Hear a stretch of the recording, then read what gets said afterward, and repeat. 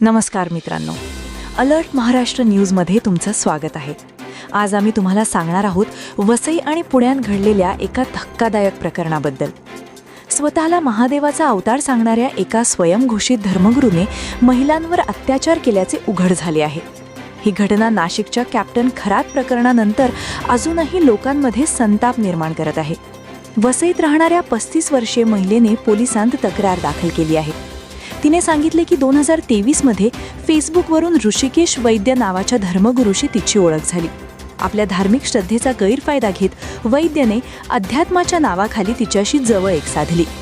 डिसेंबर 2023 मध्ये पुण्यात भेटीदरम्यान त्याने तिला सांगितले की मी शंकर असून तू पार्वती आहेस आणि मानसिक दबावाखाली तिला फसवले.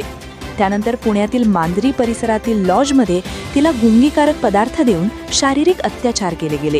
तसेच तिच्या नकळत अश्लील छायाचित्रे काढून ब्लॅकमेल केले गेले.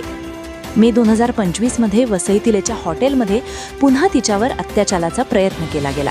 शेवटी पीडितेने पतीला हे सांगितले आणि पोलिसांत तक्रार दाखल केली.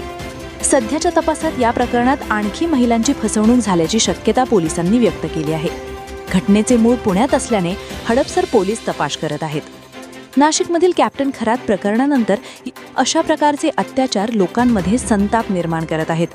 महिलांची सुरक्षा सुनिश्चित करणे आणि धार्मिक विश्वासाचा गैरफायदा घेणाऱ्यांवर कठोर कारवाई करणे अत्यंत आवश्यक आहे. हे प्रकरण समाजाला सावध करण्याचे एक धक्कादायक उदाहरण आहे. पोलीस तपास सुरू आहे. तुम्ही पाहत आहात अलर्ट महाराष्ट्र न्यूज.